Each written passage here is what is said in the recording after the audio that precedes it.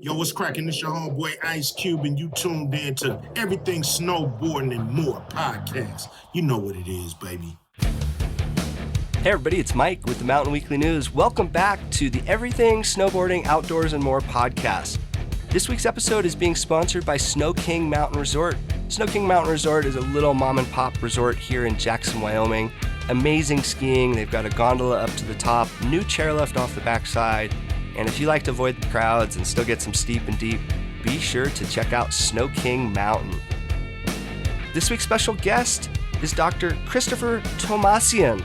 He is a board-certified dermatologist, influencer, TikTok star, does a little bit of everything, and we are really excited to have him on the show. We're going to talk about kind of skincare today, how this differs living in the mountains versus at the beach, and some new exciting partnerships with Kiehl Skincare and Jackson Hole Mountain Resort. So, Doctor, welcome to the show.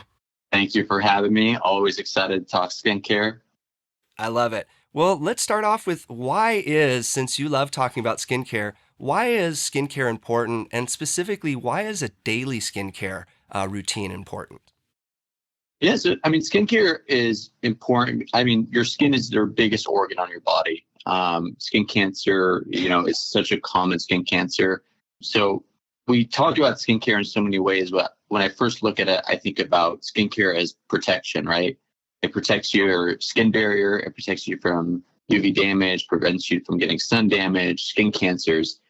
And honestly, when you think about anything in your health, right? If you're working out, you have to do that daily.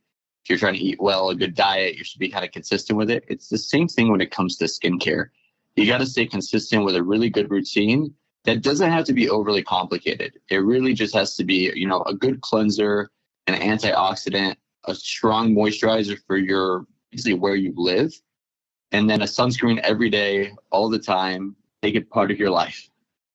Okay, can you repeat the three things that no matter where you live are going to be important to have in your kit, in your kind of daily routine? I heard sunscreen was the last one, and what were the other two? So I would say probably four. So cleanser, so gentle cleanser to kind of remove all the environmental pollutants, dirt that we get through our whole day. A good moisturizer, and that could change based on where you are. If you're in a really dry climate, low humidity, high humidity climate, a great sunscreen. And then I also add in antioxidants. So something like vitamin C. And the reason for that is that it really does so much for your skin. It supercharges your sunscreen. It prevents you from environmental pollutants. And, luckily when you're up in the mountains, it's less pollution in general. But when you're living in a city like I do, and it's you have a lot of pollution. So the antioxidants definitely help your overall skincare routine and elevate it. And then for somebody like myself, I grew up in Southern California, and I surfed as a child, and it wasn't until I was about 16 that I actually started using sunscreen. And I remember the first time I saw a dermatologist, he said, you have the skin damage of a 40-year-old. He didn't fluff it. He said, you've got a lot of damage. And so at that point, I really started to use sunscreen on a daily basis. But it wasn't until about 10 years ago that I was introduced to the Kiehl's line. And all of a sudden, I feel like my skin is repairing itself. I still spend a lot of time outdoors. I'm, here in the mountains. I take surf trips. My job is to go outside and test outdoor products. So I'm outdoors all the time.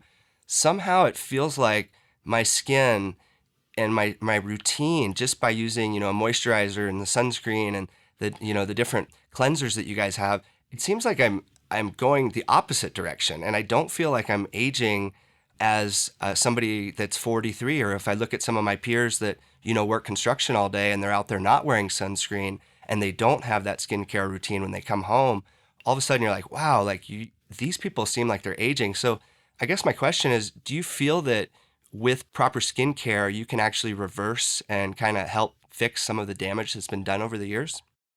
I really do think that using, a good routine, wearing a lot of sunscreen will help repair your skin barrier, reverse a lot of the skin damage. Now, the tough thing is for most people, and this is kind of key to what you said, at 16 years old, they're like, you had a lot of sun damage. A lot of people when they're younger, they get the majority of their sunburns and the sun damage before they're age 21. And that's where a lot of your sun damage comes in. So I'm really happy that you started wearing sunscreen kind of at a relatively young age, but it is much harder to reverse that damage as you get older and older. And the reason for that is your skin ability to repair its DNA gets kind of worse and worse as you get a little bit, I say wiser, but other people say older. As you get wiser and wiser, your ability to repair your DNA isn't functioning as well. So, if you could start as early as you can at just, a really simple routine, like you said, a good moisturizer, a good sunscreen, a good cleanser, you will help your body not only prevent it from getting recurrent damage, but also give it time to use its intrinsic, DNA repair mechanisms to help repair the skin itself. So long story short, I do think you have the ability to repair some of that damage, but it is very important to start early. And do you feel, I checked out some of your TikToks and, obviously you're a dermatologist and, you've got great skin. Do you feel that skincare for men is something that is kind of newer? In the past, I just thought, this is what women use. And especially as I use, now a moisturizer on a daily basis, are you starting to see a lot of men pick up the skincare routine, or is this kind of still, tied into beauty and women that just understand like, hey, I've been doing this my whole life. Like, I put things on and I need to take things off. Most of my friends that are guys just really don't have a skincare routine at all. And I don't even really know how to branch this conversation with them. Hopefully through the podcast, it's like, wait, you can buy moisturizer as a man and these other things. Like it's you're no less of a man. You're if anything, you're protecting yourself and just making your skin that much better. I couldn't agree more. I deal with this on a daily basis. I see 40, 50 patients a day in my clinic, and a lot of the guys, I take skin cancers off of them. Even after taking a skin cancer off of them, they're like, oh, well, I don't really need that sunscreen. I don't want to wear those products. I think we need to kind of branch the skincare. And what I try to do on social media is say, skincare is not like only beauty. Men all, they all go to the gym. They want to work out. They want to look good. Skincare, I think, falls into that. It's just improving your skin health, right? You want to make sure your skin barrier is intact, your skin quality looks good. And like you said, it doesn't take much. Honestly, if you give someone a really good moisturizer with sunscreen and they use enough, they're knocking out 2 of their 3 steps right there. And it doesn't take much to add it in. But it's a continuous talk. And these podcasts are super helpful because, what you do and like most of your stuff's outdoorsy, in the elements, in the dirt, and incorporating just like these little, I'm putting in my sunscreen, I'm using my moisturizer.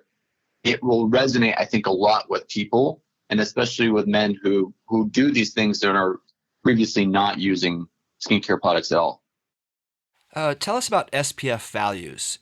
Typically I thought the higher the better. So me, I've got red hair and pale skin and I'm in the mountains. So I used to go, 100, whatever the highest was that the brand would have. And I think now the stuff that I'm using from you guys is probably, 20 to 40, somewhere in there. What is there a sweet spot? Is there a number that once you go above it doesn't really affect the amount of protection that's happening?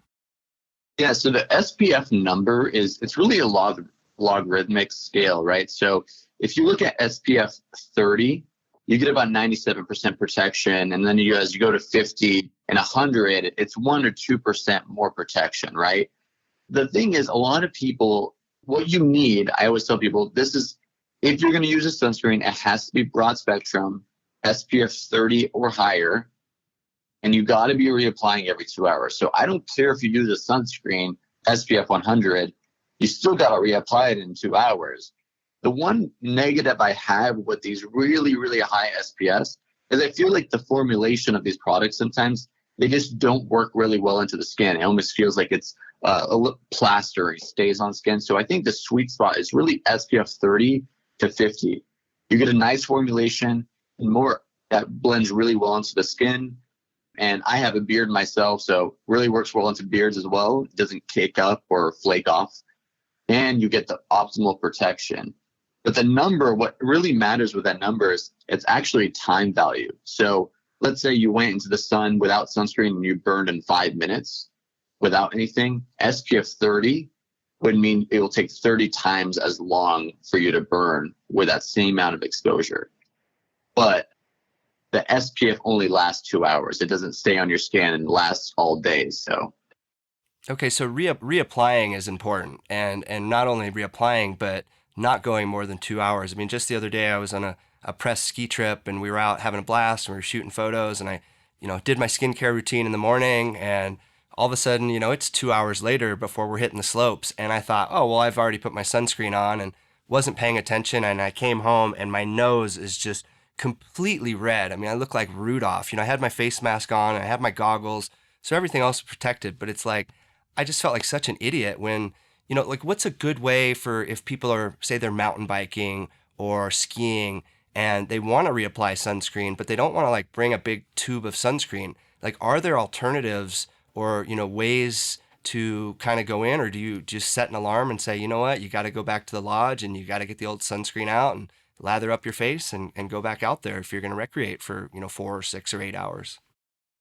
So yeah, that's a great question. So there are like SPF sticks, but really when I think about like in your scenario, right, you're on the slopes, you're getting a lot of that reflection of the UV damage. That's why you get all these weird areas that burn when you're skiing, because it just bounces off that sun, off the snow.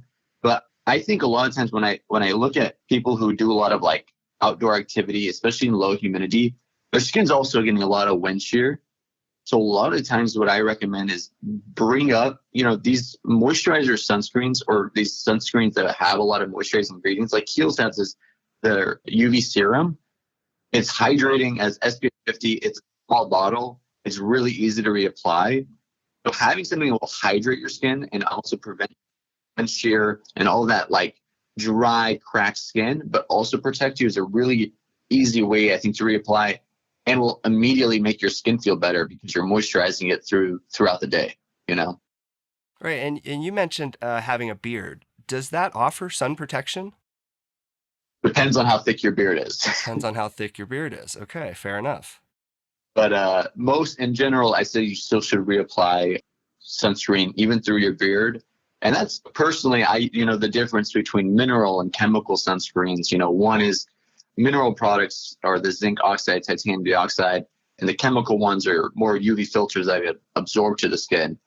In general, if you have a beard, I recommend chemical sunscreens because the mineral ones almost sit on top of the beard and it's really hard to work in. But the chemical sunscreens, I think, are really seamless. They work into the beard. They almost act to hydrate your skin, hydrate your hair, and give you that protection. But I have what I would say like a medium beard, and I still reapply sunscreen into the beard. Okay, and I like how you kind of mentioned the chemical part versus the minerals. For a long time we had a lot of companies that wanted us to test their, organic sunscreens and their organic bug sprays and things like that. And I remember with the sunscreen specifically, if I did have facial hair, you could tell I was wearing sunscreen. I mean, it was like, wow, like I could never get it to kind of go get into, really get in and just be a normal look. Versus if I get something kind of over the counter from, one of the major supermarkets, I can really get that to go in a lot quicker. But a lot of people, we're so health conscious and we're so, concerned about like what we put on our skin. But with sunscreen, is that maybe the one time when, to protect your skin from the UV rays, that's when maybe it's okay to kind of use some materials or chemicals that aren't 100% natural, just so that you can avoid skin cancer and all the problems that come with that? I couldn't agree more with that statement.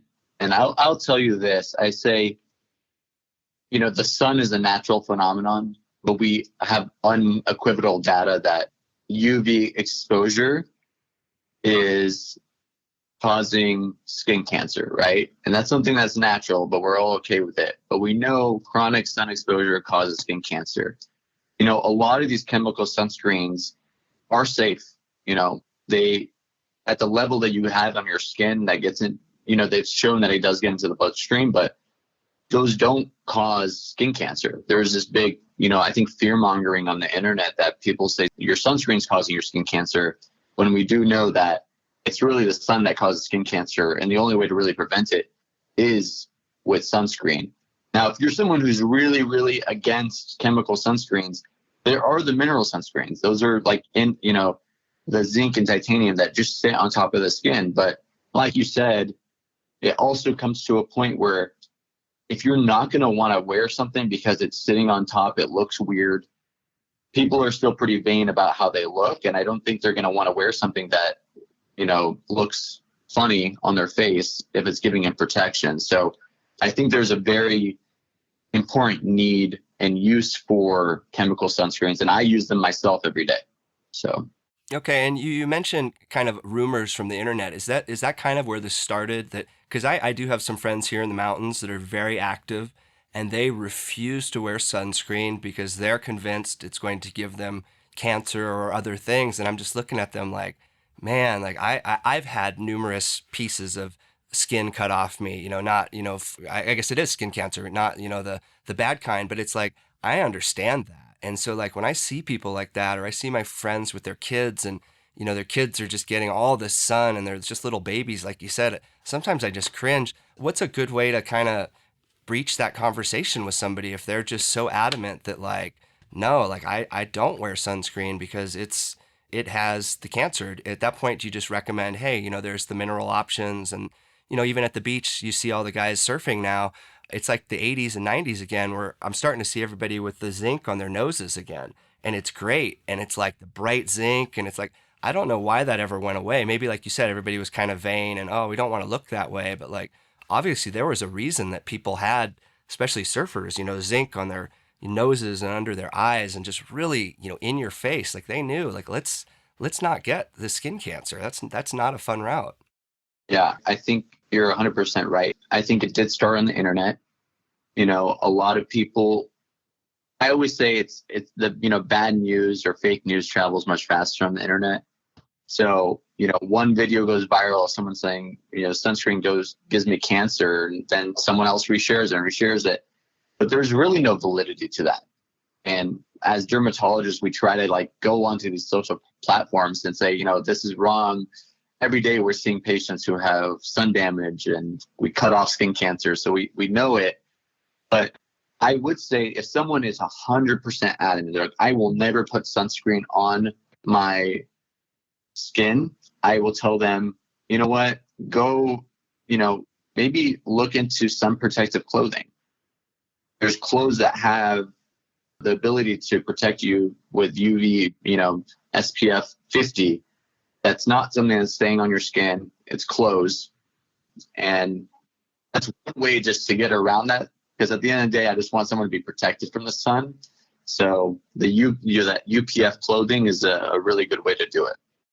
And I love that we're able to have a conversation like this, and especially that, your TikTok audience. I mean, I saw one of your videos, had 40 something million views, and I was like, wow, like I didn't know that those platforms were being used for people searching out health and that type of information. And so I think it's brilliant that you're able to kind of reach people and maybe that younger demographic through some of those channels, because it's just so important. I mean, in a perfect world, like we figure out a way to really reduce skin damage and skin cancers. And it seems like if people had a daily sunscreen routine combined with wearing, some of the clothing, Patagonia sends me stuff all the time with, rated SPF, if it's trail running, a shirt or, shorts or whatever it is. It seems like we can really eliminate this even still while being active and recreating in the mountains. Like I don't want our audience to think, oh, if you go out in the mountains, like you're going to get skin cancer. It's like, it's not that black or white. There's probably a lot of people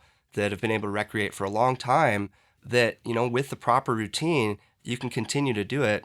Vice versa, that same person just decides not to wear sunscreen, eventually that's going to catch up with them. And whether that becomes some sort of an issue with, skin cancer or just the way they look. I had an old friend here, his name was Gator, and he was an old cowboy, and he, worked on ranches for the last 50 years, and he looked like he was 110 years old. I mean, his face almost shriveled up, and a guy like that, obviously he's not going to wear sunscreen and, probably doesn't care about it. But for everyone else, it seems like it's something that is very overlooked. And that's why, the announcement that, Kiehl's is partnering with Jackson Hole Mountain Resort, I was like, ooh, this is big. Like this has the potential to really tell people like, hey, like everybody at the mountain, they know of their favorite outdoor brands. They know what kind of skis they use. I don't know if everybody could say they've got a favorite sunscreen or a favorite skincare routine or moisturizer.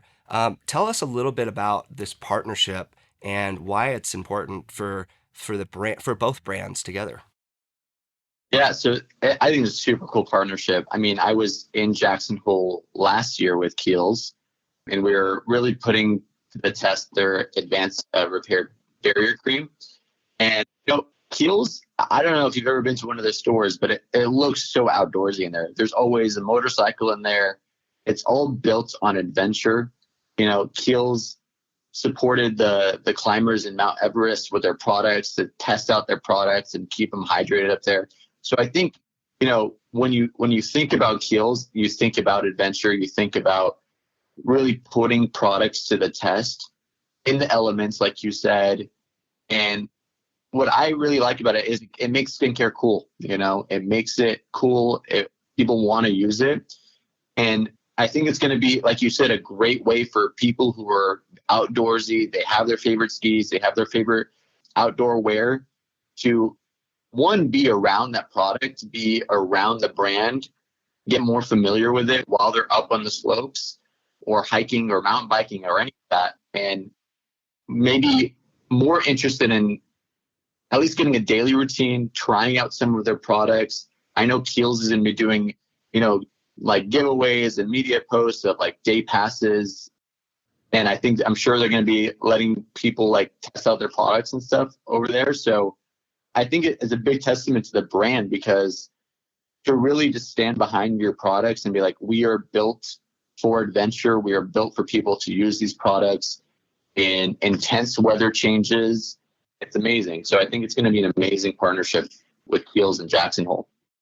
Yeah, I mean, I love the fact that you guys want to make skincare cool. I mean, it truly, because I think it's one of those overlooked things, and it's something that, on a daily basis, everybody probably should be using it. And if they are, I mean, pretty soon, like I see what's going to happen here with this partnership is that once people are out in the mountains together, like if we're in the backcountry and we're skiing and I'm guiding a group of people, every couple hours, I make sure to stop everybody. Let's get a sip of water. Let's eat a little something. How's everybody doing? Let's check in. How's everybody feeling temperature wise? I've never said to everybody, hey, everyone, it's time to reapply our sunscreen. And like, I could see this all of a sudden being a huge shift where, again, you're out mountain biking with your group and somebody in the group says, hey guys, it's been 2 hours. It's time to sunscreen back up. I've never heard that conversation happen.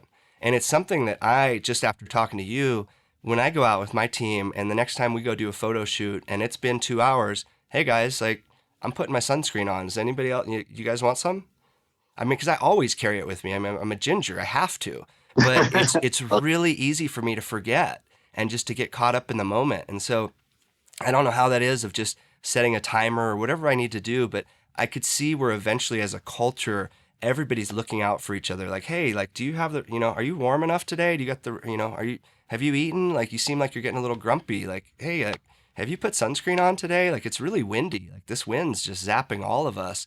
Because I think if we get that as a culture, then it just becomes common. And then it's like, you see somebody, you're like, hey man, like, I think you forgot to put your sunscreen on. And it's like, oh, thank you. Like, I can't believe I forgot to do that. And then at a certain point, it becomes a lot more natural. I think as a kid with surfing, it was especially hard. I knew I needed to come back in and put sunscreen on, but that becomes a little bit more challenging.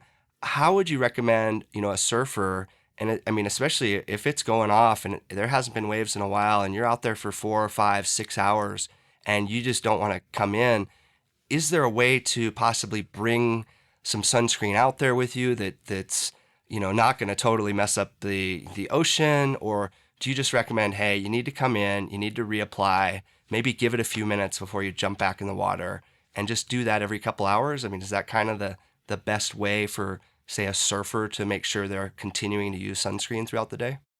Yeah. So ideally, I would say, first off, I love that you're going to become the sunscreen police, but not like the bad police, like the fun police. Totally. And because that's me. Whenever I go on trips, people don't even bring sunscreen. They just assume I'm going to have like 5 bottles. But in terms of the surfing thing, it's tough, right? Because you've paddled all the way out there. You're waiting for the perfect wave, and you don't want to waste all your energy to go back to shore and then have to paddle back out. So, one thing I think, if you can, to get like something you could clip onto your wetsuit, maybe like a sunscreen stick that you put maybe in like a plastic bag or something, that maybe, then when you want to take it out, you just apply it to your face. It's like a roller stick, like deodorant stick. And you could actually like roll it onto the areas that are exposed to the sun. That's more helpful. Let's say if you're wearing a wetsuit, right? Your whole body is exposed. I would say the best thing to do is come back and actually apply it, let it settle into the skin like for 20 minutes before you jump back down into the water. But if you're in a wetsuit and your just face is exposed, I think that's a perfect time to use one of those sunscreen sticks, because you'll just get that small surface area recovered. And especially your ears, behind your neck, those are really important places, high risk for skin cancer, and easily forgotten when you're applying sunscreen. Okay, I like that. So the ears and behind the neck, easily, places that you see a lot of skin cancer, and places that people typically, you're going to put it right on your face. It might be real easy to kind of forget that stuff that's not right in front of you. And you mentioned, whole body. It seems like there's a new trend in surfing, especially as I go down to, places like Central America. People are wearing long sleeve t-shirts. Yep. I mean, they're hiding out from the sun. And it's like, and not only are they long sleeve shirts, they're SPF shirts. And they probably have sunscreen underneath that as well. I'm seeing guys wearing sun hats now. Something that 10 years ago, 20 years ago, you've been like, why is that guy wearing a hat? Why is that guy wearing like goggles in the water? Like, what a kook. And now it's like, oh, that guy's in his 50s or 60s, and he's already dealt with the skin damage, and he's already had stuff cut off his face or whatever. He doesn't want to do that again. And so it's kind of cool, even here in the Tetons, I think probably when you're in Jackson, there's a company called Avalon 7, and they make these kind of face masks, or buffs, they call them. And I'm wearing one right now. I mean, I have them pretty much year round. And so if I'm out in the sun, I try and put it up, as much over my face as possible. A lot of times it doesn't get over my nose, but you see a lot of people, still wanting to be outdoors, still wanting to get the vitamin D, still wanting to get the sunshine, but also saying, hey, let's just limit that exposure a little bit if we can. And so, yeah, it seems like there's plenty of clothing, and then just the different skincare, especially the stuff that Kiehl's is doing. How does Kiehl's differ from, what somebody would just buy off the shelf at a regular supermarket? I think it comes down to formulation a lot of the times. Kiehl's spends a lot of times. I'll speak primarily on their ultrafacial line because I use that very frequently. But, their ultrafacial cream has a lot of hydrating ingredients that are really missed in a lot of the over-the-counter stuff. So you get a lot of hydration. You get glacial glycoprotein, you get squalene, which are two great hydrating ingredients. You have a lot of glycerin in these products. That all sucks in a lot of water and keeps hydration on the skin. And then their formulation is seamless. So these products, you put them on and they don't feel heavy. They don't feel like they're a nuisance to your skin. They almost blend in naturally into your skin. And especially when I'm looking at like this newer sunscreen they came out with, because I'm a big sunscreen snob. I try a lot of sunscreens every day, and they actually sent me the UV serum before it was released, and I went through that bottle so fast because it's really rare for me to find a sunscreen that's going to give me good broad spectrum protection, hydrates my skin, doesn't feel heavy, and just instantly like glides into my skin, into my beard without any residue. So what I really think is the science behind it, the ingredients behind it, the formulation, and the sensorial effect you get by using the products makes you want to even use them more because you're getting a result and you like using them. Yeah, and I mean, I feel I can notice a difference. If I travel and for some reason I don't have my small size bottles and I haven't taken the time to put my bigger stuff into some small container and I go somewhere, my skin changes after a couple days. I mean, I use the facial fuel energizing wash every single morning in the shower, and it's like it feels so good and so refreshing. And like, this is not a paid thing. I mean, this is something I personally use this stuff. And so once you guys reached out and we're like, hey, we've got this partnership, I was like, oh, this is cool because here's all the stuff in the line that I use. And you just introduced, I mean, I'm going to have to re-listen and go back through this because you just introduced us to so many different products within the line. It seems like there's a lot of stuff for men, a lot of stuff for women. And, Kiehl's has been doing this since 1851. So this isn't some new company. It's not like they're just a new player in this space. And everything that I've used from the brand has been really good. There's still a lot of stuff that I haven't figured out how to necessarily incorporate into my routine, but just, basically, like I said, using that facial fuel as a wash and then the moisturizer and a sunscreen, it seems like, I feel light. I like putting it on. And yeah, we're really happy to kind of help tell this story with you guys. If people want to follow along with what you're doing and kind of maybe get more information or maybe reach out to you directly about setting up their own personal skincare routine, what's a good way to contact you? So you could obviously DM me for any like skincare tips or tricks on my socials at Dr Tomasian. But if you ever want to see me in person at my office at tdc.skin, you could request an appointment. Always happy to see people in person. And actually, it's much easier to see someone's skin in person and analyze it rather than on a picture on a phone. So great. And I guess we'll wrap it up with this. Last but not least, how often would you recommend people see their dermatologist or a dermatologist in general if they're really, wanting to be mindful of their skin and just catching anything that might come up in the future? Great question. I would say, once a year, try to go get a skin check. I tell people, it's one area that's your, like I said, your large organ. It's hard to see your own back, the behind your legs. It's a nice way for someone to just give you a good once over, give you peace of mind that all your mole spots on your body are normal. And the best way to treat skin cancer, and especially melanoma, is early detection. So even if you've never noticed something's bad, if we find it early and treat it early, it could save your life. So once a year, I think, is a good amount to see a dermatologist. Great. I appreciate that. I've got so many freckles and moles, and I actually go in every 6 months, and they're always like, do you notice any change of anything? And I just laugh. I'm like, no, like this is for you guys. And so they take the photos, and most of the times they're like, hey, this changed, or we don't like this. Like, are you okay with us cutting this off? And I'm like, yeah, go for it. Like it's always kind of weird. It takes a few days to get the call back, oh, it wasn't cancerous or whatever however that call goes. But it's something that a lot of men that I know still haven't seen a dermatologist. Guys that are my friends that are active, that are construction workers. I mean, it seems like there's this barrier of entry to get them into the dermatologist. And I think once they do, and they meet somebody like yourself, and it's like, hey, like, it's good that you came in, early detection, even if there is a problem, like, we can address this now versus letting it go way down the future. And then it's like, hey, there's nothing we can do because, you just didn't, I think women understand that, with breast cancer, but with men,